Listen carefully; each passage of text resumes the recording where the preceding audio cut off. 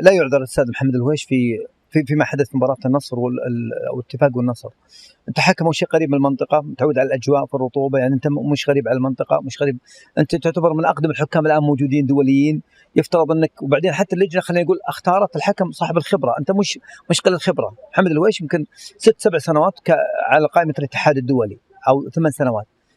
استاذ محمد الهويش لما تخطي اخطاء في مباراه انا اعتبر بدايه الدوري ومباراه ما فيها هذيك الضغوط، يبقى عندك مشكله. هل مشكلتك في اللياقه؟ مشكلتك عند تعاون الزملاء في الملعب؟ عندك تباين في اتخاذ القرار، عندك مشكله في تفريق بين الاخطاء ما تستحق وتستحق، عندك مشكله. يبقى استاذ محمد الهويش خلينا نقول خطأين، خلينا نقول وضع علامات استفهام. الاستفهام الاول ان انت ما اتخذت قرار، الاستفهام الثاني انت مو راضي ترجع للتقنيات. الناس تستفسر هل التقنيات متعطله؟ هل ما في تواصل؟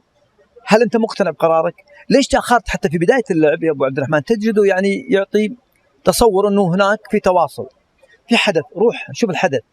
لا تخلي اللاعبين يجرونك للضغط النفسي، لا تخلي اللاعبين هم اللي قاعدين يقولوا لك اذهب او لا تذهب. كل ما كان عليك، كل ما كان يتواجدون اللاعبين يقولوا لك والله اعطنا حقنا، روح للتقنيات. انت لا تصير هم يديرونك بالريموت كنترول، لا. تحكم، لديك صلاحيات، لديك تعاون مع الحكام.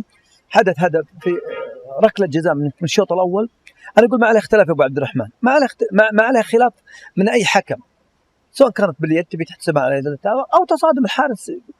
لو الحارس استحوذ على الكره انا ما عندي مشكله، ركله جزاء ما عليها اي خلاف. ما راح اقول لك العقوبات المترتبه على ركله الجزاء، لكن خلينا نتخذ القرار الاهم من ذلك.